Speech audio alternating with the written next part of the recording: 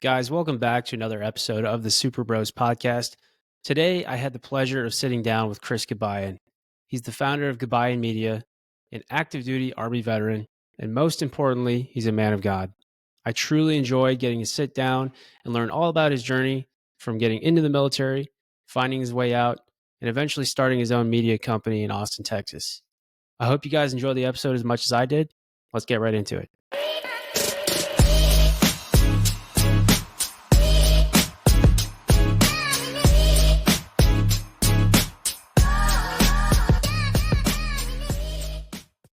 All right, Chris, welcome to the show, man. It's a pleasure to have you here. Yeah, feel free to just kind of open it up. How are you in this position now? Tell us a little bit about your journey, where you came from, and what you're doing now to make the world a better place. That's such a loaded question, I honestly, know. nowadays. I don't even know where to start. My name is Christopher Gabayan. I am a 6-year active duty Army veteran, just transitioned earlier this year in January. And since then, after transitioning out, I moved down to Austin, Texas, where I have built my full-time media company, Gabayan Media, where I specialize in filmmaking and photography in the endurance space. So runners, but also people in the ultra marathon space, in the long distance hiking and mountaineering space. I've had a lot of opportunities this summer to go out to Colorado, and just a lot of my work has funneled into the endurance space. And it's funny because I became a filmmaker by accident as a photographer first, and we can get back into that later. But other than what I do, I mean, who I am, I'm a Catholic. I am just a believer in God, and that drives everything in my life and kind of centers everything that I do. And this year has definitely been a test of that faith. I have three awesome sisters. There's four of us total. I'm back in New York. I miss them. I love them, but they're all there. And I think I'm a lover of people, and I'm a lover of exciting adventures and seeing what life has to have for us. I enjoy unlocking potential because many years ago, someone did that for me and helped me realize that I could be the person that I am now, or be the person that I can be without shame, without, kind of holding myself back. And that's just something that I like to do now with the people that I have in my life, different relationships, in work. And there's not just people look at me sometimes and think that I'm just, the guy with the camera. And I think that whatever our job is and what we do doesn't fully represent who we are. And I think who we are can surpass and go beyond just the things that we do every day. And I think that makes for a pretty good life. So that's where I am now in a nutshell. I gotta say that was probably the best intro that anyone's ever given, at least so far. But that was awesome, man. Appreciate you sharing that. I really liked what you mentioned about how that mentor that you had kind of helped you open up to your potential. We'll probably have you speak more on that. But just having somebody, and this is what this whole show is about, is just having somebody that is there to help provide kind of that base of support for people that are going through things, or maybe are still going through those growing pains of life, haven't figured out what they want to do yet, or maybe they just never learned when they were growing up. So if you want to speak at all to like who that mentor was and what that initial interaction was that helped you break through whatever plateau you were going through as a young man, like that's perfect for our audience. So by all means, floor is yours, man. Absolutely. Attribute a lot of who I am later in my adult life and kind of figuring out who I am as a person to a guy named Thud Hill. He is probably one of my biggest mentors. I mean, physically, he is a large man. He's probably maybe 6 foot 3, 4, 5, probably 210, 215. He was an All Hey, American football player at Harding University. So, really physically large guy, a lot of presence. But I met him in high school when I was involved in a youth leadership program. And at that time in my life, I was good at being a student. I was in Boy Scouts, had good grades, was in band, marching band, jazz band, all these different extracurriculars. I was really good at being a student and being told what I was supposed to do. But I really didn't have any initiative for myself. I wasn't a self starter, or maybe in my mind and heart I was, but in action I wasn't. And it was in this youth leadership program where I met Thud, where one summer, it was a summer like leadership retreat. The theme of the retreat was there's more in you than you know. and I'll recite this quote. I'm going to read it off because sometimes I butcher it. But the quote is by Kurt Hahn, an author, and it goes, "There is more in us than we know. If we could be made to see it, perhaps for the rest of our lives, we will be unwilling to settle for less." And for so many years of my life, either through the expectations or the perspectives, opinions of other people, or even just myself, I held myself back from either expressing myself, going after certain passions or interest pursuits. And after hearing that, and after going through kind of the activities and the main sections of that conference and retreat, I really came back and understanding that I can be the person who I want to be. I can be, I didn't see myself as a strong male figure at the time, and I was very shy. I was very timid, going through puberty, some voice changes and lack of confidence. I Yep. wasn't very athletic. I wasn't very big or strong, and so that definitely played into it. My physical presence wasn't there for sure, but then also just my presence as an individual wasn't there either. And luckily enough, I stuck with this leadership program throughout high school, through graduation, and every year it just became a new evolution of who I was, leading into me joining ROTC in college. I earned a scholarship to go to St. John's University through ROTC as a 4-year scholarship cadet. And ROTC became another level of challenge and obstacles in which I learned from. So, Thud Hill, I attribute so much to him. He is still my mentor to this day. I haven't seen him in just about a year because he's back in New York, where I'm from. But we check in with each other nonetheless. He's probably approaching his 50s, but something that to last mention about him, he is a Christian as well. And in his example as a husband, his example as a father, his example as a friend, a leader, and how he conducts personal business, how he Hmm. conducts actual business, and the love, light, and compassion as we try to conduct ourselves in our daily lives, I think mirrors so much of what Jesus Christ would have wanted for us, and that has just set such a high bar for how I live my life. And I've never told myself that I wanted to be like Thud, but I wanted to follow definitely in his footsteps in seeing the way how he treats people and how he works hard and how he has commitments to not only his job but his family, the people around him. He's such a reliable person. He has helped me out countless times throughout my life, whether personally, business wise, um, going through harder moments in my life. And so I owe so much of that to him. Awesome, man. Shout out to Thud. That's such a cool name, by the way. Is that his actual name? It's not his real name. What's his His real real name? name is Thaddeus, and he introduces himself. My name is Thud, like the sound, Thud. Huh. Still a cool name either way. Definitely. That's great. It's especially important that you maintain a good relationship with him. I've had a lot of really amazing mentors in my life who, for whatever reason, they just got busy. I got busy, but that's super cool that you guys kind of maintain that. Tell me a little bit about what it was growing like, or excuse me, what was it like growing up in New York? Born and raised on Long Island, New York, Hmm. and while I didn't know it at the time, I was super grateful for how diverse it was, not just in culture but in experience. My parents are first generation Filipino, and well, they're originally from the Philippines, and I'm first generation Filipino American. Better way of explaining it. And growing up, my parents did their best to give us a normal childhood. Both of my mom mainly grew up definitely impoverished in the Philippines, definitely didn't have a lot, most of how the country is. My father was mostly raised here in the United States. So there was a little bit of mix of cultural upbringing, and life and livelihoods. But we grew up pretty simple, and I'm really grateful for that. We were definitely a middle class, below middle class family. And when I was younger, maybe I didn't know it, but there was times where my family was financially struggling, where my dad worked and my mom chose to stay home or worked very minimal part time. And with what ended up being 4 kids, they did a lot. They did a lot in sacrificing for us to give us just the simple lives that we had. And I didn't know it at the time. I didn't appreciate it at the time, but now as an adult, I really do, and I will always be grateful for that. We grew up in the Catholic Church. Both my parents Hmm. raised us that way, and same thing at the time. As your kid, you don't understand your faith as much. And while I didn't understand it and went through a lot of the motions as a young uh, person would in the church, I'm grateful that it gave me that foundation where later on in life towards college, not to say I didn't walk away from the church, I didn't walk away from my faith, but I definitely almost didn't prioritize it as much.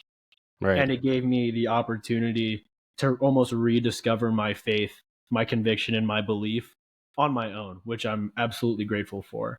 Yeah. And so life was good in New York. We didn't have a lot. We didn't have everything that many people think a typical Long Island family has. Mhm. But I'm really glad to say that my parents did a lot to make sure that myself and my sisters were taken care of. Given the opportunities that we have had access to, I'm extremely blessed and grateful for everything that they did for us. That's great. Do you make it back to New York often or no? Not really. I will be Kinda going hard back back to do. down for Thanksgiving, but last time I was there was just about almost this time last year Okay. for a pretty big event that I did. So New York will always be home, Yeah. but I also will never live there again because it's Right. just, you know, I've lived there for most of my life and then Mhm. lived in North Carolina for 6 years during my military career. And Right. so wanted to get off the East Coast, wanted to see something different for a while. And Yeah. so New York will always be home. It'll always be a place to go back to, but I'll never live there again. Just for one, I love Texas. I love Austin. Yeah. I love experiencing something new, but simultaneously, it's too expensive. It's too crowded. Right. Do you prefer the city or do you prefer kind of a rural scene now that you've lived in both? I'm very fortunate that I have the best of both worlds right now Yeah. because living in New York, I lived in, suburbs, and then I Mhm. went to school in Queens and I stayed there. So got a good taste of the city while I went to school. And then I moved down to North Carolina, was in an apartment in Fayetteville for a little bit, so the main city around Fort Bragg. And Mhm. then I bought a house at 23 years old and Nice. I lived out in a town called Rayford. And Mhm. it's if anyone knows anything about Rayford, if any military members come across this, it's really just a town that supports Yep. housing and infrastructure for Fort Bragg. So it was really quiet. I had a whole, rough about an acre of land where my house sat on the Mhm. property, and then the house itself. I'd never lived in a house before that, so having a house to live in with 4 bedrooms, it was probably a lot more space than I needed myself. Yeah. And but that was pretty rural almost. It was near the military base, so you'd hear, aircraft and you'd hear Yeah. the ranges and whatnot. But Mhm. it would be out in the country. There's some trailer parks around and whatnot. So now here in Austin, I live north of the city, still in an Austin zip code, but Okay. I have a quiet neighborhood that's 2 minutes away from one of the main highways, but I'm tucked in a nice little area where it's quiet. I'm on a dead end. I can have my space. I'm renting out a house right now. And so I like the fact that I'm 15 minutes from the downtown of a major city, but Mhm. then I also enjoy the fact that it's only 12 miles away and I can come back and retreat and have a nice quiet day to myself uh, most of the time when I need it. Nice, man. I'm gonna have to pop over to Austin at some point. You mentioned faith being a huge part of your life. Walk me through, was there a specific moment where you feel like you were saved? I mean, I remember when I chose to get baptized, I got baptized at 24 years old. So I remember that. You were in college when you kind of rediscovered your faith. Walk me through that and what that was like, maybe the Oh, things that you were trying to do to grow closer to God. definitely.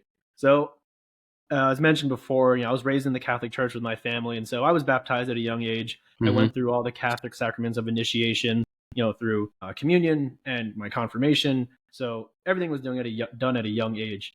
But as I went into college with pursuits of ROTC and schooling and focusing on that, again, I didn't walk away from the church, but it definitely wasn't the top of mind priority for things that I did.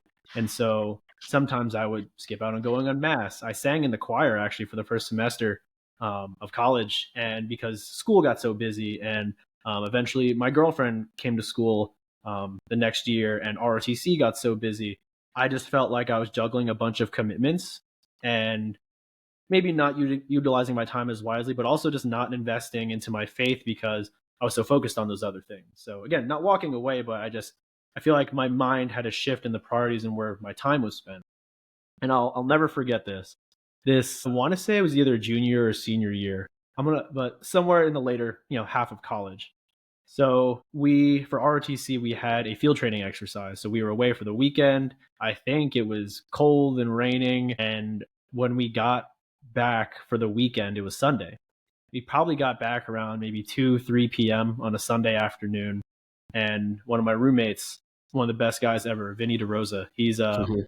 infantry officer in the National Guard right now. He's actually deployed at the moment. And so thinking about him. But I was sitting around, I think we were showering and whatnot. And Vinny goes, "Hey, Chris, like you going to church at 5 p.m.?" And I go, "I don't think so. I think I need to study. I need to catch up on work," or I had some kind of excuse. Mhm. And ever so slightly, he kind of nudged me. He's like, "Chris, like, come on, like, let's go, Go to church, let's man. go." Yeah. And it's funny because our church was like a 4-minute walk from where we lived, not even. So yeah, so Vinny convinces me to go to church, and we go. And I remember absolutely not. I don't think I've ever regretted a time I've stepped into a church or a service, Mhm. whatever it may be. And the funny thing is, both Vinny and I, like, while sitting, fell asleep during the homily and trying to like keep each other awake with elbow nudges and whatnot. But nonetheless, I always remember that day specifically because in a day where I did not say I did not want to, but I wasn't prioritizing my faith or being in God's presence, someone was there to help me. Someone Right. was there to kind of just slightly nudge me and convince me. He didn't, you know, wasn't doing anything extreme. It's just like he gave me that second acknowledgement. I told him no, and he's like, "Come on, like let's go." After that, Vinny actually linked me up with one of the Franciscan brothers on campus working with the church, Brother Mike Sheeran, one of another great mentor and someone who's helped me out. He was leading this thing called the Busy People's Retreat, and so instead of like your normal, religious retreat where you're gone in the woods for a weekend or whatever, he would schedule hour blocks at a time during the school week, during your regular schedule. And I remember going to him a couple different times, and he had just such an amazing way of speaking into you, for one, but then also listening, internalizing, and absolutely understanding who you were. He's probably almost 80 years old now. He's probably 70 at the time I was in college. Wow. He just made me feel so seen in my faith and the struggles that I was going through, giving me that encouragement to reprioritize and repractice, go back to practicing my faith. And I will never forget this. A lot of people, when we pray or talk to God, whatever it may be, I feel like we do a lot of asking. And this is how we kind of phrase Right. it to me. We do a lot of asking. Hey God, like I need this. I want this job opportunity. I need money. I want this new car. I want this new relationship, whatever it may be. We're always asking and talking and talking. And he asked me, he goes, Chris, how are you listening to God? And it stopped me. And I told him, like, I don't know. I don't think I have been.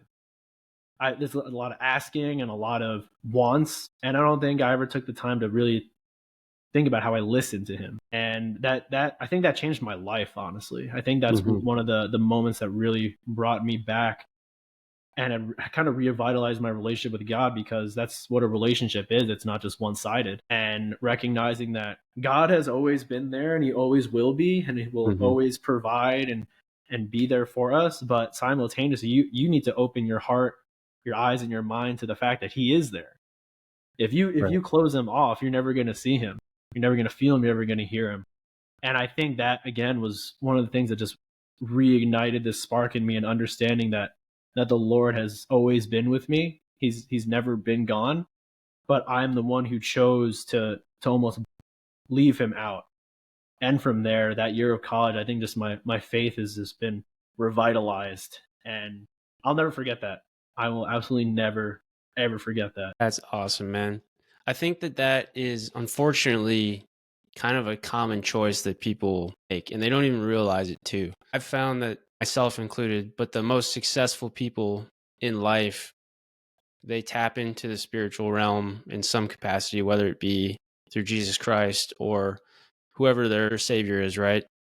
Just being able to acknowledge that there is a presence there. You might not necessarily be able to hear it, but if you pay attention to what's going around you or going on around you, there's signs everywhere. There's, you know, if you just ask for the ability to pay attention, right? That's something I include in my prayers all the time now is God, give me the ability to listen to what you're saying, to listen to what you're pushing me. towards. There's certain things in life that you just can't prepare for. But if you know that you're trying to be better and you're trying to go a certain direction, and you always block out the signs that he sends you, it's kind of like the analogy of the guy on the boat, right? He's on a sinking boat and he says, "Oh, God will save me." And 3 different times, God sends him people to help save him, but he chooses to ignore it because he thinks that there's going to be this big sign. But really, it's just a few different little signs here and there throughout your day that can direct you to where you want to go. So I just think acknowledging that is super important if you want to achieve success, is tapping into that spiritual realm in some capacity, whether it be, you know, regularly attending church or praying every day or just having some sort of relationship with a divine power can really help tap you into your potential. So that's awesome, man. For sure. Tell me about ROTC.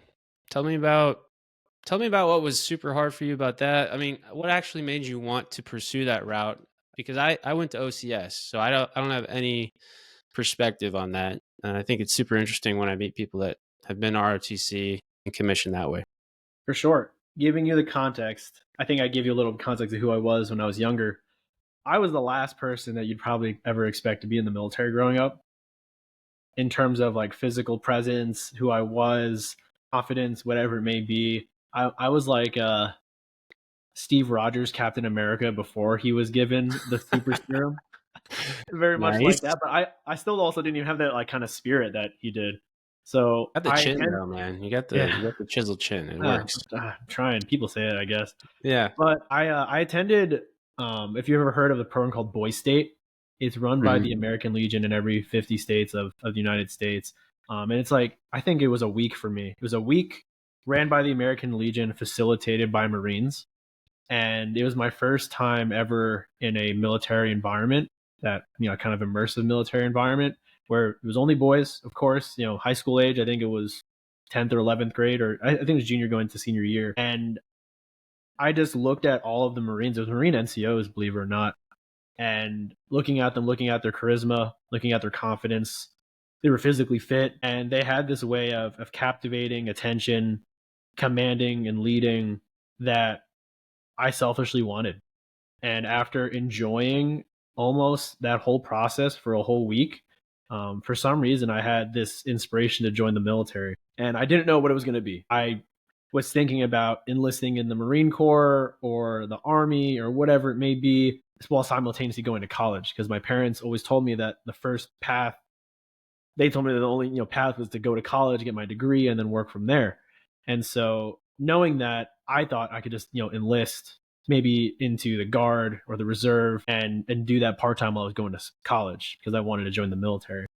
But I didn't realize that I had a lot of mentors and other figures in my life that were that served in the military as well, and coincidentally Hmm. enough, they're officers. And so they started telling me about ROTC and the way that I can go to college, commission as an officer, active duty, or in the Guard or Reserve. And it was just an opportunity to become a leader. And Right. at first, honestly, some of the things, scholarship for school, because honestly, I didn't know if I was going to be able to afford school well. The opportunity to be an officer, being a leader of soldiers instead of starting, as an enlisted individual. And so they were just explaining to me all the benefits and potential upsides of doing ROTC. And so from there, I decided to submit my name and compete for a scholarship provided by United States Army Cadet Command. And along while doing your college application, essentially was almost doing another one, submitting applications to different schools and programs. I eventually had to be interviewed by an '05 lieutenant colonel at St. Hmm. John's, where I ended up going. And it was honestly, it was difficult for me because I had never been exposed to something like that. I didn't know what a lieutenant colonel was. I had an Right. idea based off of looking at ranks, like, oh, what's a '05, but I didn't understand the gravity of the person who I was talking to, who ended up being, for one, an amazing leader and officer, and one of the best officers I've ever met. But from there, I didn't know what I was going to do because I wanted to go to college and had the scholarship, and I decided to go the Army route.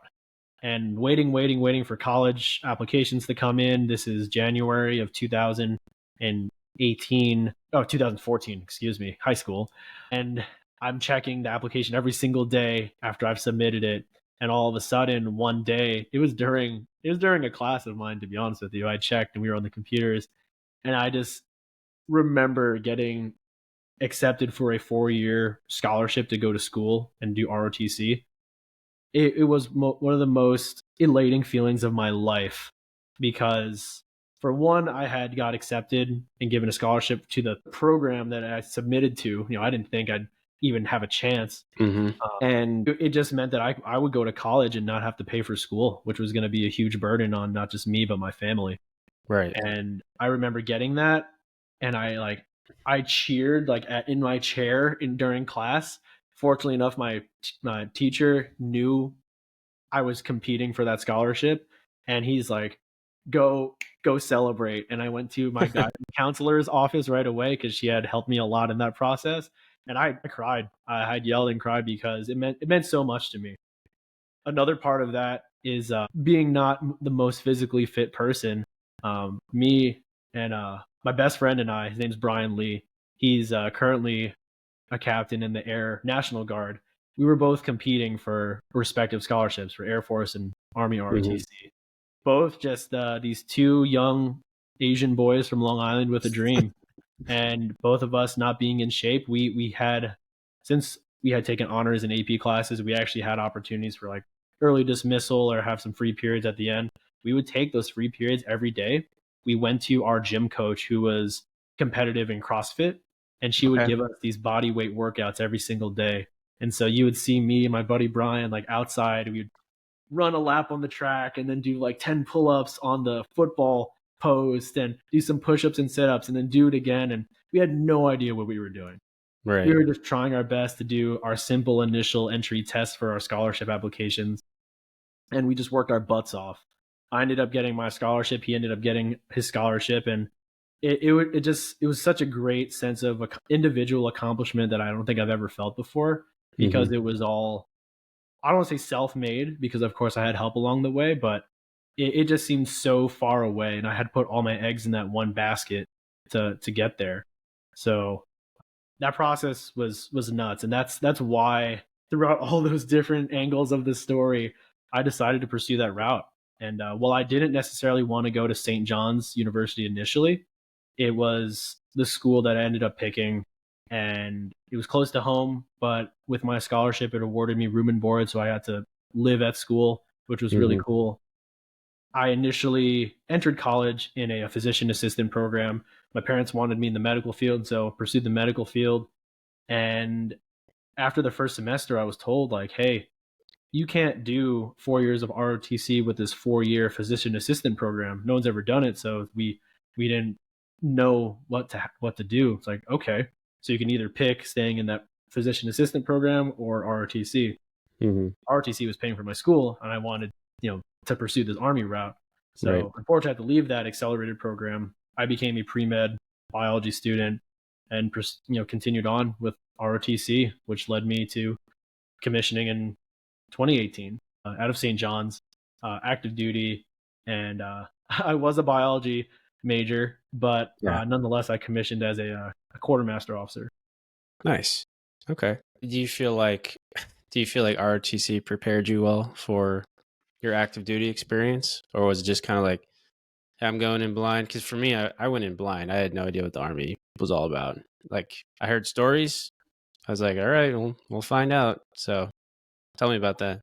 I don't think anyone leaves their ROTC program, OCS, West Point fully prepared. I think Right. one of the things that these programs and methods of commissioning give us is just perspective and experience, Mhm. depending on what cadre, what instructors, professors you have at West Point. I was extremely fortunate to have some really solid cadre at St. John's. Mhm. I went through two professors of military science. So we have O5s that are your battalion commander, very influential in their own ways, and some really solid senior military instructors, which were E8s. One had served most of his career in the Ranger Regiment, and then the other one served a lot of his career as an RI. So really top notch individuals from the enlisted and the officer side. Mhm. And again, not knowing how good we had it until I came into the active army, and they just set the bar so high for leadership. mentorship, presence, professionalism that I was soon to be disappointed Ah, once I entered active duty.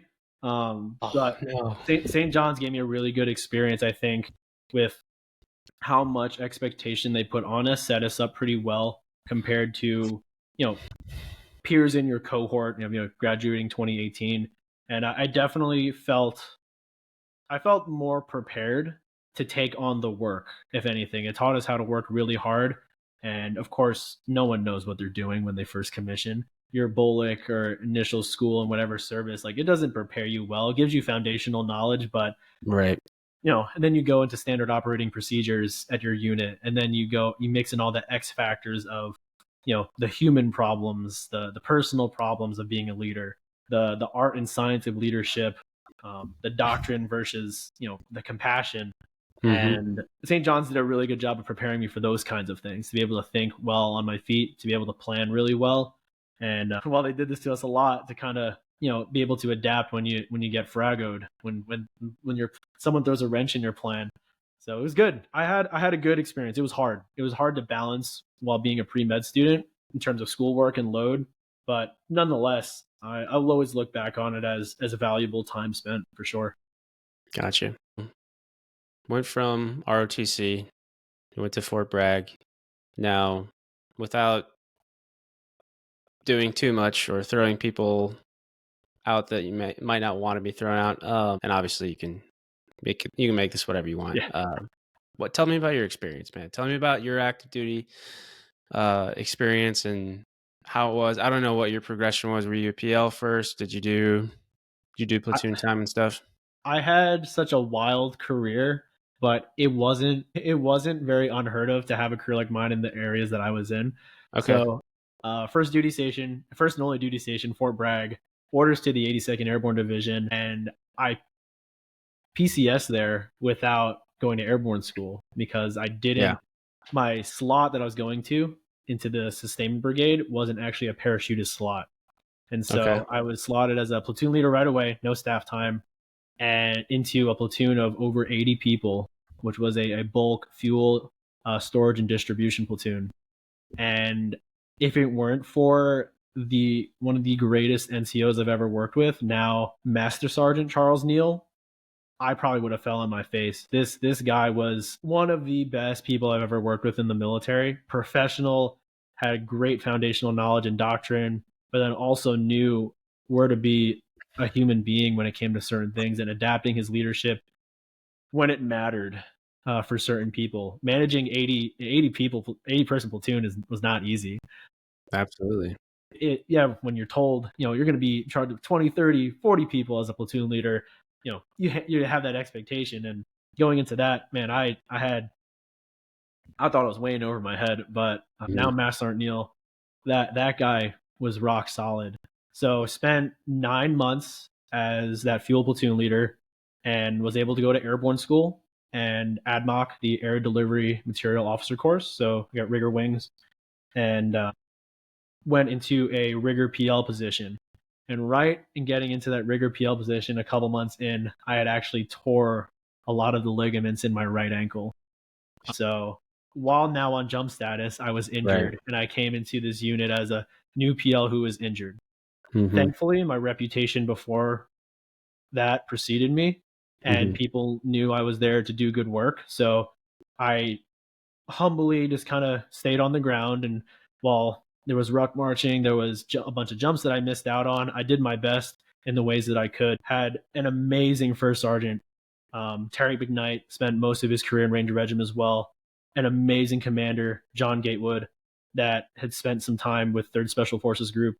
And so those two guys just created probably the best culture and standard of excellence I've ever seen in a unit, and I was extremely fortunate for that. My friend, platoon sergeant in my aerial delivery platoon, now first sergeant Maurice Bailey, had an alter ego as like a semi-professional wrestler outside of work, That's awesome. which was super cool. And so him and I, another dynamic team, we managed the only aerial delivery company and platoon in the entire 82nd. So we were all airdrop focused. And that was probably that platoon leader job was probably the toughest but most rewarding and fulfilling job I've ever had in the military. Because you got to see the fruits of your labor. The Right. soldiers were awesome, being such a niche community of riggers. Was super cool, and I enjoyed that. Eventually got healed up again, and then got to start jumping, was chasing jumps, and hopefully able to go to jump master. But that's when COVID kicked off, Okay. and all aircraft got shut down. No jumps, nothing. We went on very limited manning schedules, and so it was an interesting time. I got bumped up into an XO position, Mhm. and from there, I'm going to do the short story on this. I was actually arrested for Wow. um, careless and reckless driving, which was Okay. totally bogus. Yeah. I will always admit this, that I was speeding, but not to the extent. I was caught going 83 in a 45-mile-per-hour zone. I Do can it. be honest and tell you, Chase, I was going probably 60, 65. But Oh, so that's what they said they clocked you at, and yes, then oh, gotcha. yes, Okay. I was like, because that might do it. this road on Fort Bragg is absolutely like people speed up and down it every single day, but this was like at 3 in the morning, I think so. And Okay. I will absolutely forever admit that I was speeding. I was Yeah. speeding for sure. Definitely going over the posted speed limit, in Yeah. which everyone does every single day. But nonetheless, I accepted my actions. I took responsibility for what I did. I was fired from that coveted EXO job. Mhm. Um, I had my driving privileges revoked for an entire year on post, and it kind of sent me spiraling. I was sent to be the assistant S4 in the battalion staff, and Uh-huh. nonetheless, to kind of skirt around my lack of driving ability, I was sent on a rotation to Poland Wow. for 9 months. I was, again, having a great reputation preceded me, and my battalion commander gave me a second chance. He's like, Chris, you're a good guy. You're a good leader. We love what you do. We think you're excellent nonetheless, but you messed up. We Right. can't take any of that back. And we want to give you this chance to, for one, at least get work somewhere where you don't have to rely on your driving, but then also two, get a good executive officer experience. So Mhm. deployed September 2020 to July 2021, midst of COVID, in a logistics company, and unfortunately had one of the worst experiences I've ever had. My commander was down to the word toxic, not a good leader. Their foundational knowledge in logistics was really good, was really great, and it was unfortunate that they, I don't know, I would call them malicious, I would call them toxic, I would call them counterproductive, I would call them any negative attribute that you could in terms of being a company commander, unfortunately. And as their XO, I felt the blunt end of all of it, and it Yeah. made not just my job, but my platoon leaders' jobs, first sergeant's job, platoon sergeant's job. It made everyone else's job hard. There was Mhm. bias, there was favoritism, and it ruined an overseas experience for a lot of people. This commander was put under investigation while overseas for a little bit, and I assumed command for some time. And even after all the inquiries, all the investigations, the interviews and whatnot, this commander was brought back, Wow. and it set an awful climate for the remainder of the deployment. So we just kind of wrote it out, and without getting into all the details of what we did overseas, we were just running logistics convoys and whatnot. Gotcha. It definitely helped me explore what I wanted more out of my life, because I was living a life where I didn't have anything I wanted, Yeah. where I wasn't doing anything that I was truly excited about or passionate about. And I honestly just did not have the greatest time out there. In having such a miserable time, I had even a further rekindling and revitalization of my faith, Mhm. and I just gave it all to God, and was just focusing on doing the best that I could in service to the unit, the soldiers, and making sure that they were taken care of. And at my expense, it's a European rotation, so a Mhm. little bit different than CENTCOM. And I was waking up at 6, 7, and working until maybe 12, 1, 2 in the morning, 3. Wow. I don't know. It was just long days, and Yeah. that just became life over there. Mhm. Came back July 4th, 2021, the most patriotic day you can come back to the United States. Hell yeah, brother. kind of set me on this new path in life where I took 30 days of leave, Mhm. and it gave me a chance to think about what I wanted to do with my life. And I still live by this to this day, but it helped me kind of define the three kind of pillars in which I try to pursue my life, and that's purpose, passion, and happiness. And I can dive further into that later. But Sure. after coming back from the deployment, I actually assessed for civil affairs. Went to Mhm. selection. It was tough. It was hard, but not the hardest thing I've ever done. But it was a great experience, and had started in the civil affairs qualification course. I went Mhm. through special operations, uh, captain's career course, Right. and after that, before continuing on and moving on to the civil affairs portion, that's where I decided that I wanted to get out of active duty. Okay. I realized that I think doing this every day was not what I wanted to do at the time, and I think I had more to give in different parts of my life. I really wanted to pursue other areas, and I think that's what was the greatest determining factor, is that I really just wanted to pursue something else outside the military. And when I got back from my deployment, I bought myself a new camera as a present, and I rediscovered from previous hobbies and passions that um, I love being creative. I loved Right. taking photos and capturing life in different ways. And when thinking about what I wanted to do if I got out of the army, it was almost just like a dream that I can build my own business out of being creative, because that's not what I was told as a child, as a young adult, that I could be artistic and build my own business. But being a business owner was completely out of the question in terms of what Mhm. I was told that I could do in my life. And I pursued that path. After I made my decision to get out, I dropped my refrad release from active duty packet, and it took Mhm. me about a year and a half to finally get that in accepted. Some administrative holdups, bureaucracy of the military. This kind of happens, but I spent the last year and a half of my career serving as an unofficial public affairs officer. Most people know as PAO, Gotcha. for the Special Warfare Schoolhouse on Fort Bragg. What was This that, man? That sounds like a pretty cool job. It was fun. It was unofficial. They're like, "Oh, you're a quartermaster officer. We'll put you Yeah. in the S4, work logistics. We'll put you in operations. Do a little bit with 3." And I kind of made a job for myself. I told the battalion commander, "Sir, I am planning to do creative work when I get out of the army. I would Right. love to use my own equipment. I would Mhm. love to use my own time and talents, my own laptop. You don't have to do anything for me."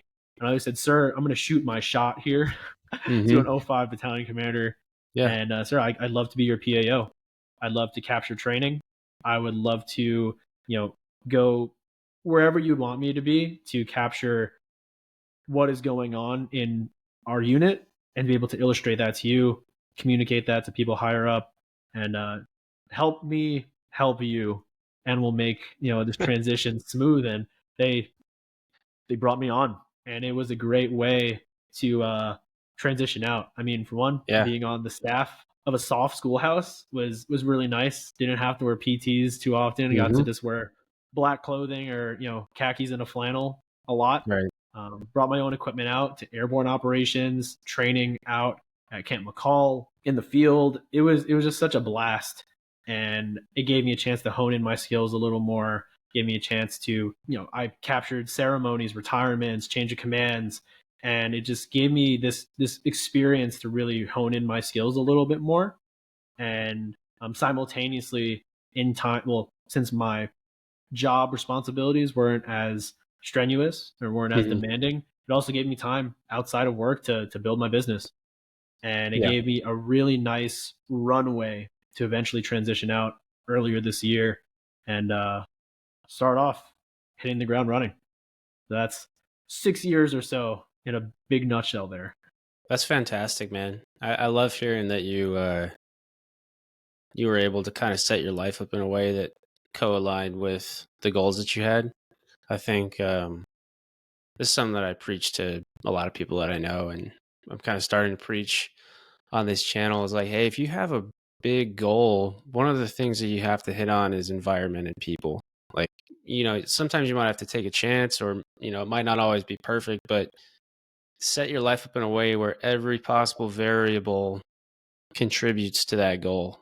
Like whether it's your schedule, making sure you get enough sleep, timing your nutrition for going on, long runs. I know you're interested in running, but the PAO aspect of things, I think that was probably huge for you, and just ironing out all of the nuances of your style of filming. So it kind of brings me to that next phase, right? Like when you initially got out, talk to me about your experiences with that. And I know we'll talk about your social media a little bit later, but I noticed one specific video that kind of resonated with me a little bit. It was you sitting alone in an apartment looking at the wall. You're like, I'm alone right now. I'm in the struggle. There was other clips attached to it, but it kind of reminded me of like some moments in my life too, where it's like, hey, this is going to be my reality for a little bit. Let's grind. So just speak on that if you can. So that clip in particular, that was actually me after cleaning out and packing up all my stuff from my house in North Carolina. Okay. And I'm sitting there just kind of reflecting on my life in an almost positive way. Yeah. I'm a very emotional person in terms of Hmm. like I feel emotion. I like putting a lot of meaning behind things. And so in North Carolina, I was sitting in the corner of my bedroom after the whole house was packed and clean, and I was just kind of celebrating, Yeah. expressing a lot of gratitude right before I moved to Texas. And believe it or not, I was actually singing "Wagon Wheel" because of Okay. the North Carolina references. And Yeah. believe it or not, I was actually just using kind of the acoustics of an empty room to Right. do it. But it was a very meaningful moment, and kind of looking back at all the things that I had failed at, accomplished while being in North Carolina. I always tell people, I served 6 years. It was a dense time of my life. It's Right. not the longest time, 6 years. That's, for some people, that's a bachelor's and a master's degree in college. A lot can I had happen. done so much in that time. I Right. had failed. I had, won. I had, you know, made relationships, lost relationships, had heartache.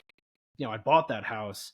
There was just so much to process in leaving there, and it made me feel just extremely grateful for everything that my time on active duty had done for me.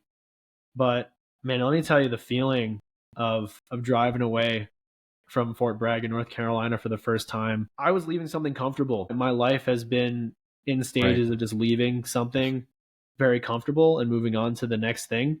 Hmm. I had a decent friend and professional foothold network here in Austin, but no, I lived in New York my whole life.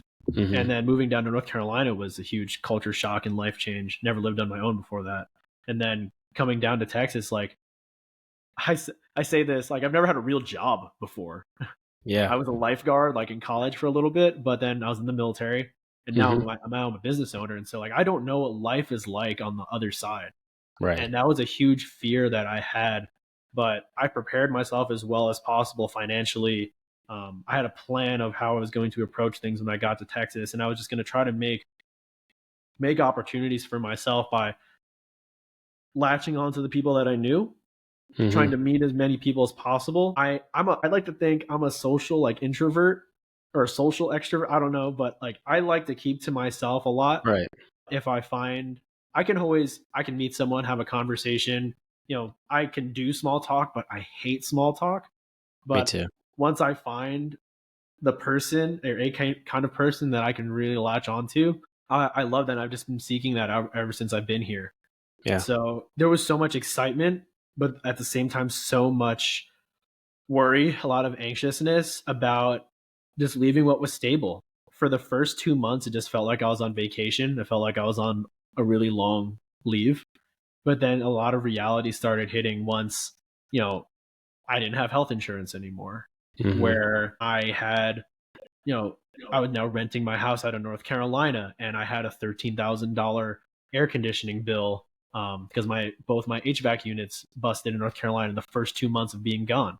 Yikes. So like those kinds of hits when you don't have a stable income Hmm. happen really fast. Yeah. And fast forwarding it to even this week, Chase, I was looking at my rent here. My house is vacant in North Carolina. Had some bills. I had an unexpected bill this week looking at my credit card stuff. mix of things. I was calculating out for the cash that I had in my checking and Mhm. savings, not Yeah. touching external investments and whatnot. I was going to be down $200, like minus $200 in my bank account. Wow. And for the first time in first 10 months I've Mhm. been in business. And it Yeah. threw me for such a whirlwind.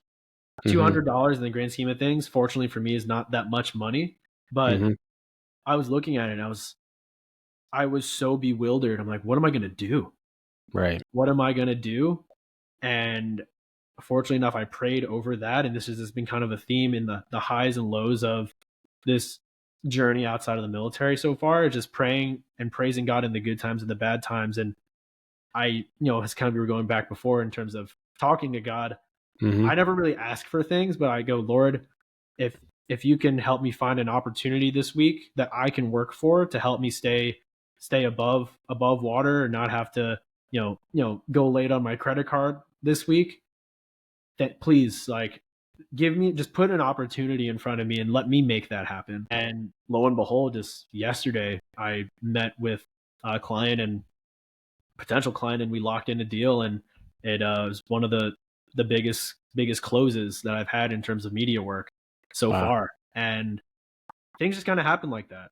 So this, I don't even know what your original question was anymore, but leaving and going on this journey was filled with so much excitement, worry, anxiousness, but I think it's all been channeled into work. I've been doing a Yeah. lot more. I've probably worked more than I ever have in my life in the past 10 months in terms of energy and effort put in, time spent on the computer, Mhm. editing, honing my craft and trying to get better as a creative, but then also trying to learn how to be a business owner, which is Right. two very completely different things. Right. So it's been a wild ride with so many different stories and lessons in between that as well. That's perfect, man. You're like, I forgot the question, but you answered that perfectly. And I think it's important for people to hear too, because if you're going to pursue a passion, you have to understand that it's a passion first, it's profit later, right? You don't want to intermingle the two too quickly because that's the fastest way to burn out. And I think everybody needs to understand that if you're truly going to pursue something, there's going to be a lot of moments during that journey where you want to give up, where you find yourself sleeping in weird places that probably require furniture. You're like, oh, I'm sleeping at the gym, or I'm sleeping at my business, I'm sleeping somewhere else in my office. Like, you're just putting in the hours because it's what you have to do. And I just think that that's really important that you shared that, man. And I'm really happy for you that you got that opportunity that you were looking for. What was your original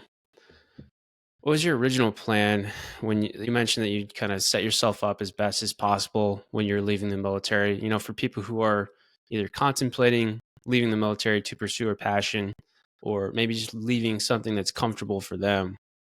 What are some words of advice that you have? What were some things that you put in place to, provide that cushion while you built things for yourself?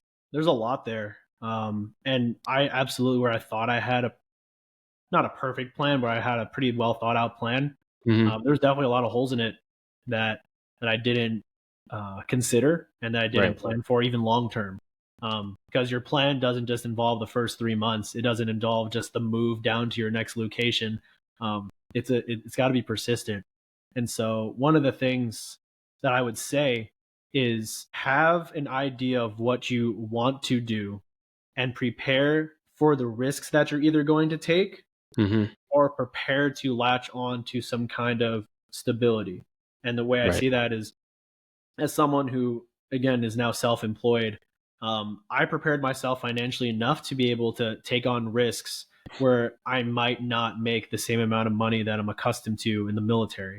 And so Hmm. I had set enough, money aside to be able to pay, you know, first month's rent plus a deposit and all these things at once Right. and not have necessarily income. I think preparing for taking a risk is first important. But if not, it's absolutely okay. And this is what, majority of people do is like go and use your transition time even while you're on your way out Hmm. to gain as many resources as possible, to gain a network as much as possible, to find some kind of employment or way in to whatever it may be. I know the military offers their skill bridge or career skills program internship, which is unfortunately I never got to take advantage of. But if you can get an internship in whatever field, take it. There are so many like transitioning veteran classes and resources that people can take that you know, I in a way almost arrogantly didn't take. And maybe they would have helped me, maybe not, but simultaneously I was building, a business Mhm. while transitioning out. So that's what I was so focused on. And so having a plan of what you want to do, I know is very generic, but if you know you want to go into, regular employment, double down on that and do as much as you can to shake hands, meet people. If you're going to build your own business, I took so many chances in my transition time doing work for free for people or offering extremely discounted rates in order just to get in front of gyms, people, competitions. I've probably taken over and delivered over 5,000 edited photos of free work Right. before I've ever gotten my first paid job. And Mhm. so, for whatever route you're going to go into, double down on your efforts to make sure you're going to get there. Financially, make sure you're planning appropriately for your living expenses. You do this exercise in your transition classes to kind of calculate your adjusted expenses. I did that, but honestly, I didn't take it into consideration. I moved Mhm. into an area with a higher cost of living, and so for a while, I was pretty good with regular employment, I probably would have been fine. But with being self-employed and having inconsistencies in income, I Right. definitely in some months I was doing really well, and other months I'm like, wow, I gotta pick up some more, smaller jobs in order to Yeah. pay my rent. So this is real. This is very like real off the cuff advice because I'm still figuring out what I did right and wrong myself. Right. Um, I had invested into 5 figures worth of new camera equipment when I got here. Did I need to? Probably not. Did it absolutely help elevate my business in terms of the quality and the standard of deliverables I was able to provide for my clients and you know equipment that enables me to do more work or allows me to move around while people are running or have more than one camera just in case or get multiple angles. It absolutely helped me. But things like that, I probably didn't need to do. I probably could have gotten away with using older equipment, but that's just something that I kind of learned on the fly, looking at mistakes and things that I've done.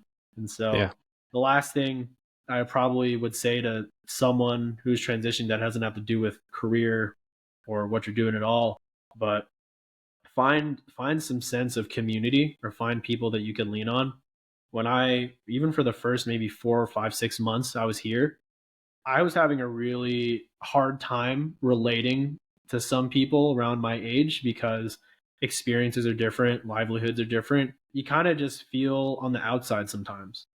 And there was moments where I didn't think I could lean on other people when I needed help, but simultaneously there was a lot more people to help me out when I probably could have used it. I fortunately have veteran friends that are here or people that are in or I've met people that are in. And going back to a previous point of like, go ahead, shake hands, meet people.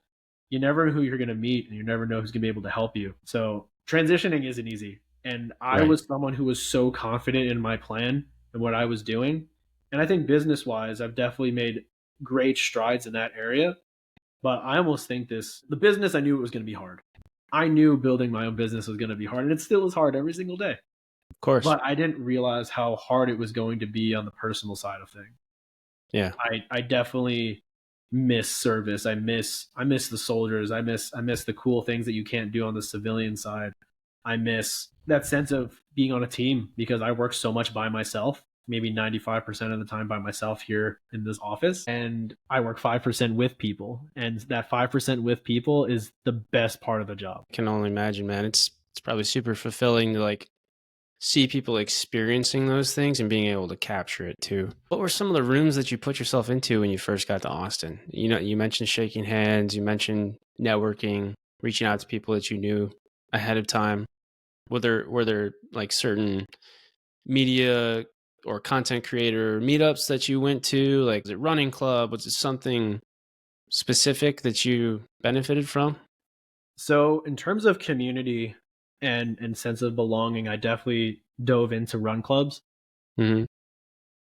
In the past, couple years, mainly 2021 to 2023, I've been on this long road of training for self-made marathons, ultra marathons, 150-mile projects. Coming to Austin, something that I wanted to do differently was train and enjoy fitness with other people, because I used to do so much of this by myself and spend hours and hours, probably days and weeks accumulation of time just training by Wow. myself.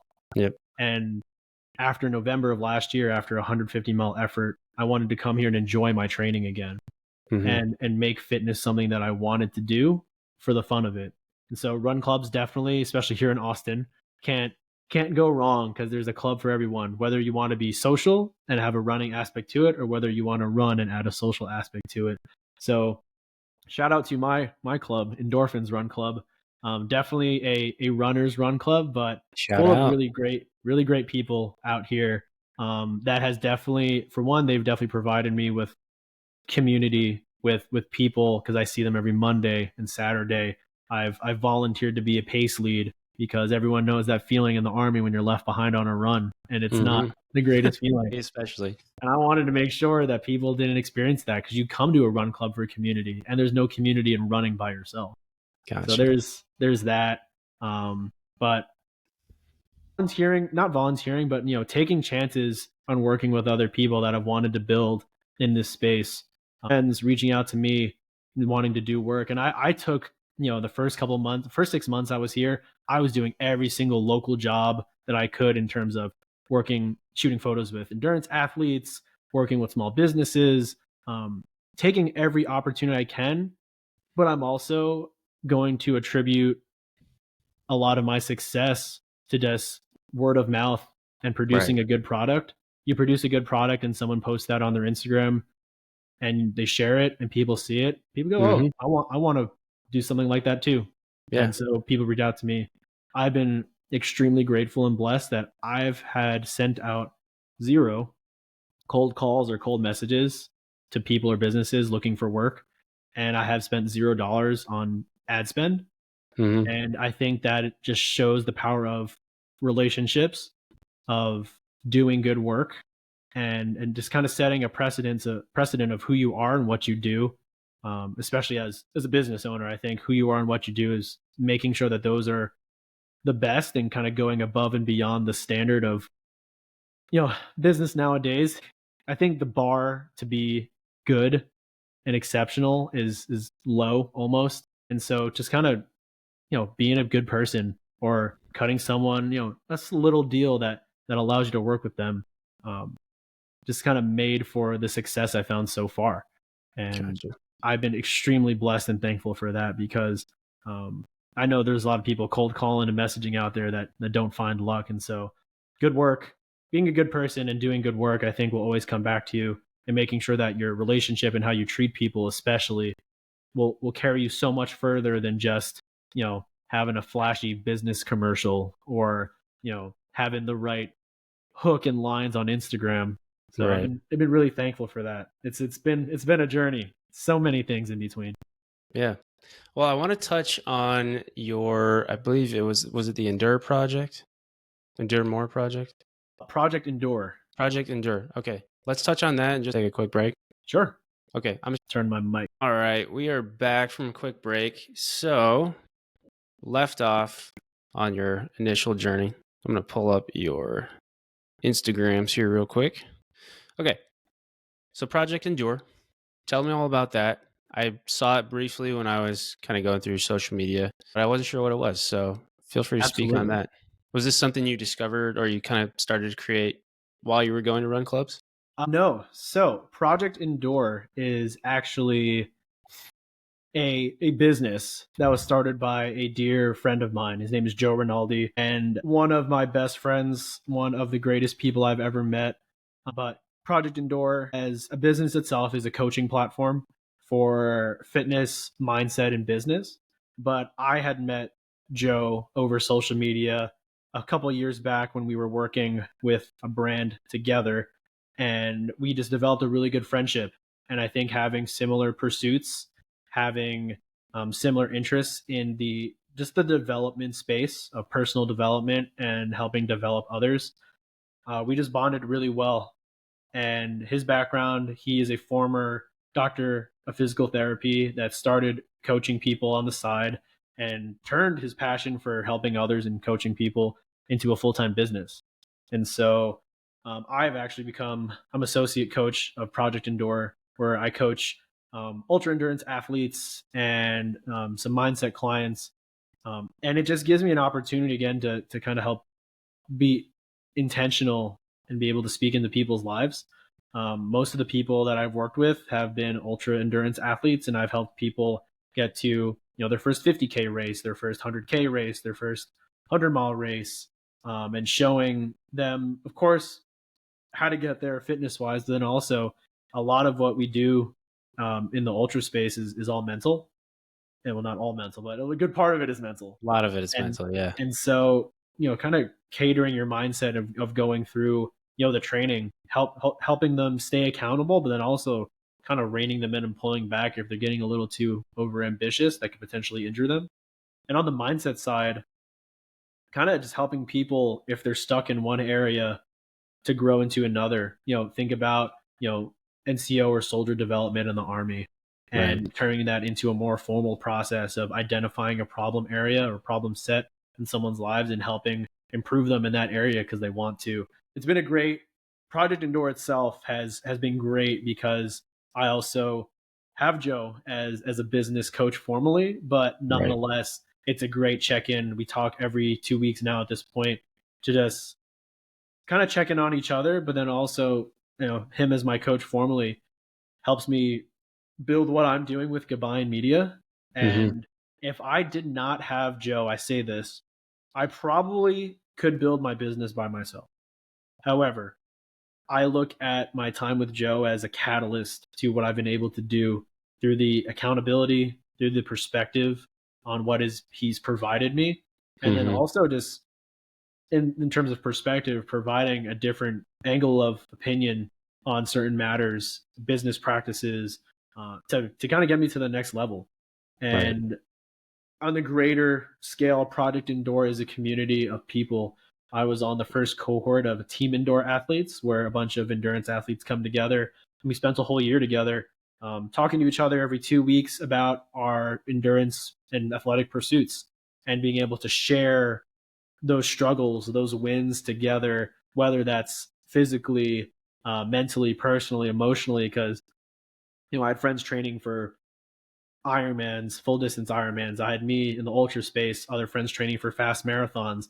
One of the individuals on the team, he's the first person to bear crawl a 50K. So it was just full of Okay. it was a savage people in terms of what we do, but nonetheless, all facing our own difficulties and Yeah. not just our physical pursuits, but our professional lives, our personal lives, and how endurance goes far beyond just the physical realm. That's awesome. So, just thinking was what I was gonna ask you. What's the furthest distance that you've ever run? You said you're in the ultra space, but that could mean a lot of things. Was it 50 miles, 100 miles? The furthest distance I've ever gone is 150 miles. The furthest distance I've run in a race is 50. And Wow. so done 50 miles at a mountain ultra in 2022. And then Mhm. last year, I had done a self-made project that I called the Long Island 150, where I rucked 150 miles across Long Island from Montauk to Battery Park Wow. as an effort to raise money for veterans. I did it Mhm. for Hope for the Warriors, a veteran organization. And with my transition out, I kind of wanted to do it as one last, to the army. And rucking is kind of the foundation of our physical fitness. And so 150 miles over 4 days raised over $4,700 for the Hope for the Warriors organization, brought I think 11 people out there with me to crew, and it was just an experience of a lifetime to be able to do something like that with some of the closest people in my life. Ultra endurance races can teach us so much physically and can really push your body, but I think it teaches so much about who we are, what we're capable of, unlocking that potential, not just physically, of course, but in our mindset and what we kind of redefine as hard and difficult. Some days it was allowing me to process the hard things in my life, and some days it was allowing me to completely forget about them. And that's why I love that space so much. And while I've taken a little bit of a break from ultra endurance, I am looking forward to getting back into some hard things soon. Kicking it off with the Houston Marathon in January of this year, of next year, 2025. Okay. Congrats on that, man. That's super cool. Thank you. Are you starting to train up for that already, or is it just kind of like how far out do you normally prepare to run a race like that? So when I coach athletes, I think 12 weeks is always a good amount of time. Mhm. I've never worked with a beginner runner. That's the thing. People I've Yeah. worked with usually have a good foundation in running already, so we're not Mhm. starting from zero. The Houston Marathon's like 74 days away from now, so I'm definitely behind the curve, but I've been running consistent 25, 30-mile weeks for the past couple weeks. Mhm. On August 1st this year, I started a run streak where I run at least a mile a day. Some days it's Right. 10, some days it's one, but it's added. I did it for my mental health first, but then it's added a bunch of physical gains on topping that, Okay. running every day. So with that and having so many friends running Chicago Marathon, just New York this Yeah. past weekend, it kind of just got me excited to run a race again. And so I signed up for Houston like a couple days ago. And That's so awesome. we'll have a good marathon. I think I want to shoot for a 340, but run it for fun. And if I Okay. go faster, it happens. But if not, I still just want to have a good day, and then I'll get to running something faster later on. Yeah. It's great to get out there and do hard things just for the challenge of it. So that's super cool. So Gabayan Media, Christopher Gabayan. What is next for you and your company? What is the path that you're on right now? I know you mentioned you had some bigger things on the horizon. What's next for you guys? Absolutely. So as of right now, my company is just me, Yeah. but um, this year has been a lot of solo work in the film space, the documentary space, for huge long distance ultra events, for races. And it's been more of a transaction of me filming and creating a film or video piece of content. And Mhm. that's what I love to do. I love storytelling. But going forth into what I would want to grow my business into is I would love to be able to work more closely on long term projects with athletes for bigger races. Something that takes more than just hey, let's record some Instagram reels for my Right. page next week. I love the long form space in terms of films. My best work is a 45-minute film that I did on a 100-mile race last year, and it's my favorite piece because it tells a story through the medium of running, but the story of my friend Reagan is much greater than that.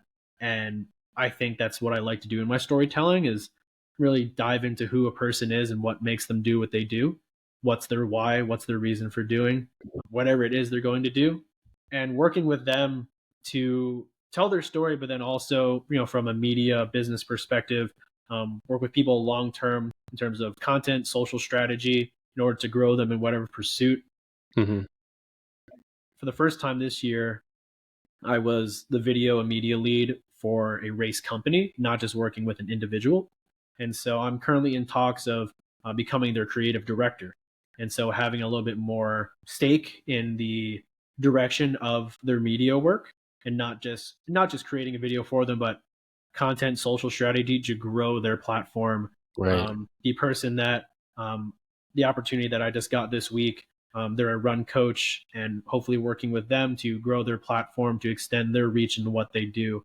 And so I look at my work as multifaceted. Of course, we're producing pieces for people to watch, but then also there's a story to tell there, and for people that want to share that, give them the opportunity to do so, and bring that to an audience.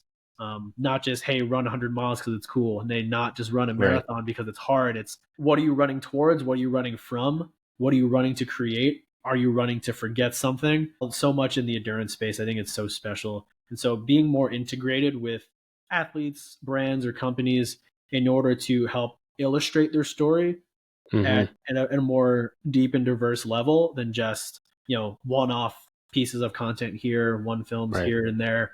and being able to create more value, not just from a media perspective, but in terms of strategy, their marketing sides, to help elevate businesses. And then also for myself to kind of show people, I think, to take it a step further, show people that you're not just, again, you're not just what you do, you are who you are, and not just be a person behind a camera, but Hmm.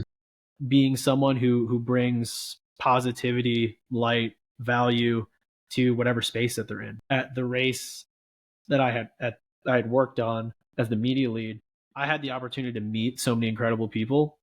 And while they're, hiking and running up a mountain, hurting and doing hard things, being able to provide them encouragement, being able to bring them some light and value in those times where they don't think they can get past these mental or physical blocks, and providing that encouragement as someone who knows what it's like to be in the pain cave or be in the suck, show them that they can do it. And again, unlocking that potential just to go a little bit further, do another lap, go, finish the race that they're in, but then nonetheless show them how strong that they are in Hmm. other areas. So going beyond the camera to extend my reach, from behind and into people, into their hearts, into their souls, to show them that you can do so much, you are capable of so much, that you're not willing to settle for less. And after this, you won't ever. I love it, man. I love it. So you mentioned before we went on the air, you're doing a new video series to kind of help document your experiences behind the camera, to humanize your own experience. Tell us about that. Tell us about how long that's going to be, how many episodes you plan on doing, and some of the things you plan on talking about. So I have been creating so much content for other people. Hmm. I have been creating films and all doing all these great things, and I love doing it and it's fun. But I also want to stay creative for myself and not let my passion just become my purpose for the sake of other people. And throughout not just these past 10 months, but through my life, I feel like I take time to reflect on my experiences and can offer. I don't want it just to be inspiration, but I want it just to be a real slice of life for people. I think, especially in social media, especially someone who works in the area of content and media, there's so much out there that kind of just distracts us from the realities of who we are and what we do. And I attribute a lot of this to two people. In the past year of my life, I've had two people unfortunately pass away, one being my grandfather earlier May 2023, and then one of my best friends and neighbors, her name is JoJo.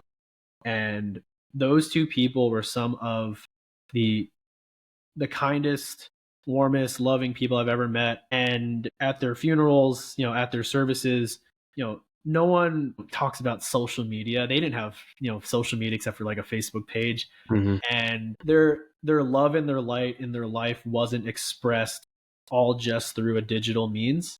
And you saw their impact in the people that they affected.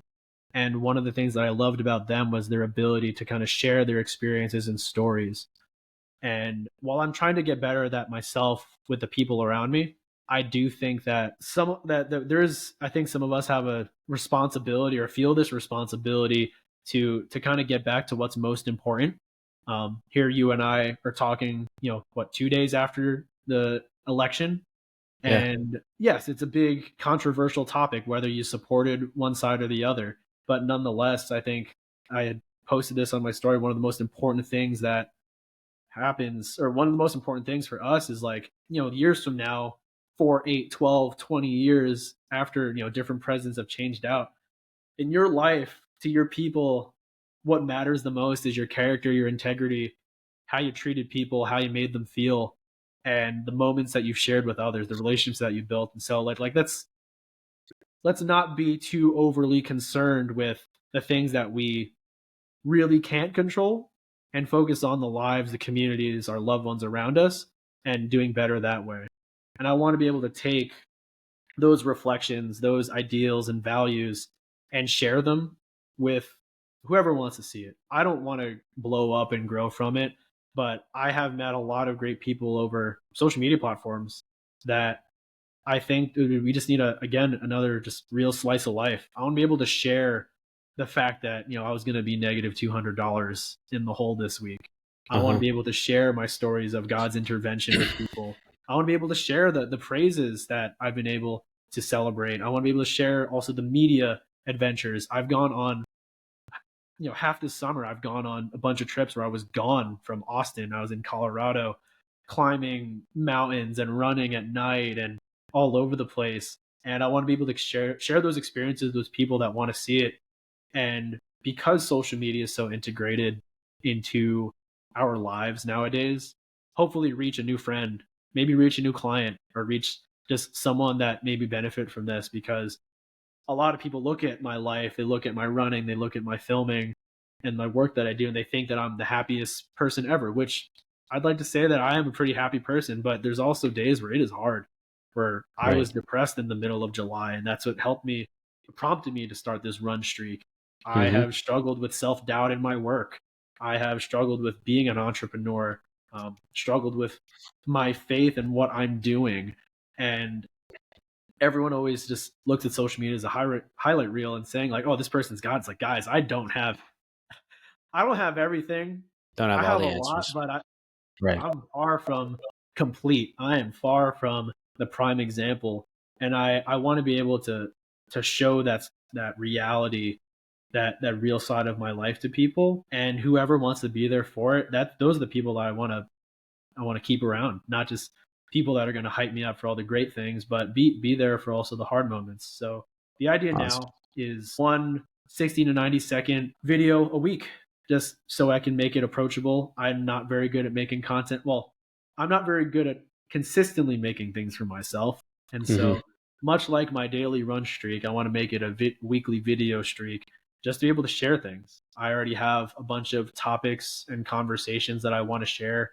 Mhm. Um, Prepared, and maybe I'll film sometime soon. But it's just a way to share my life with people and hope that the lessons, the experiences that people have brought to me, have poured into me, I can share those with others. And much like how Thud has helped me out in my life, mentoring me, that in some way that I can help mentor or provide value or encouragement to someone else who might need it. Because you never know who's going to see it. You never know who's going to need it. Because for what someone once did for me, I'd love to do for someone else. Well, I certainly think that you are providing a ton of value to a lot of people, including the people listening to this episode. And I appreciate you coming on here on such short notice. And guys, I reached out to him through Instagram. He texted me back like 20 minutes later, I think, and we got it going. So that speaks to what he was saying earlier is like he's met so many people. I've met so many people through these platforms, and all that we really want to do is give back, share our journeys, and hopefully shorten that learning curve that all of you guys might have in certain aspects. So, Chris, I really appreciate you coming on today, man. I think that this deserves a part two, maybe even a part three, because there's a lot of layers that we can go into, and I don't know if we're going to be able to cover it all today. I think we're at like an hour 28 right now. Yeah, So I think we should definitely continue this. We'll do a quick little speed round and then we'll call it today. Sound cool. good? What you All right. got? All right. Favorite color? Red. Red. Clearly, this is red. My Ho ho. bike is red. My car is red. I love it for some reason. Awesome. Okay. Favorite book? Do you have a favorite book? Favorite book. It is. Let me look up the official title because I don't want to butcher it. But I believe it is called "Setting Boundaries, Find Peace." Okay. I like that. Let me see. Set Boundaries, Find Peace by Nedra Glover Tawwab. It's a really great book on personal professional boundaries, something that I've had a lot of issues with in my life that I think a lot Hmm. of people probably have, but maybe don't realize. And it's helped me a lot, and especially a way more personal ways, but also professionally as well. Cool. I'll add that to my library.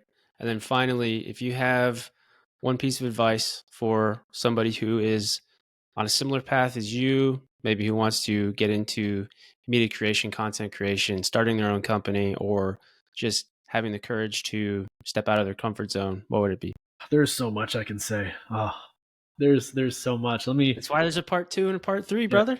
Let me dial it. I'll start off with probably a very central Bible verse for me. and it's Romans 8:18. For I consider that the sufferings of this present time are not worth comparing to the glory that is going to be revealed to us. And of course, take that in a biblical context in terms of everything that we suffer on this world, in my eyes and my belief, is not compared to, entering the kingdom of heaven with God and the eternal happiness and salvation that we'll have there. But then also in our day to day, I think life is supposed to be hard because in those hard times we experience so much because it allows us to fight for what we want, what we're headed towards. You can't know success without failure. You can't enjoy it as much if you don't fail. You can't, understand what winning feels like if you haven't taken a couple losses and you just don't appreciate it as much. And so in times of suffering, in times of struggle, live in that and work hard to fight your way out of it until you hit your next success, your next milestone. Because nonetheless, you're going to hit another time of struggle that's only going to bring you to the next greatest place if that's what you choose. If you're in a place where you're in darkness, you're in struggle, you're in suffering, just know that it's not going to last forever, but you still need to actively work in order to get out of that and get to the place where you want to be. It's hard, but simultaneously, it's been done so many times before. There are people out there that have probably gone through a similar thing.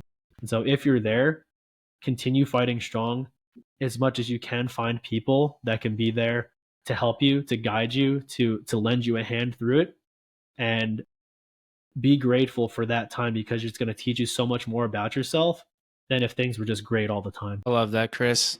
Appreciate you being on, man. We'll leave it there. That was fantastic advice. It's Christopher Gabayan. This has been another episode of the Super Bros podcast. Thank you so much for tuning in, for listening. If you found any benefit from this episode, remember to like, subscribe, follow us on social media at the Super Bros podcast. Chris, I know you're not trying to grow. I know you're not trying to get more followers. But for people who are interested in your journey, who want to kind of get to know who you are as a content creator, where can they find you on social media, and how can they get in touch if they wanted to work with you in the future? Best place to find me, two places. My personal Instagram is at Long Island Ninja, story for another day. And my Of course. business page is at Gabayan.media. I do have a website that is ChristopherGabayan.com for any formal inquiries for work.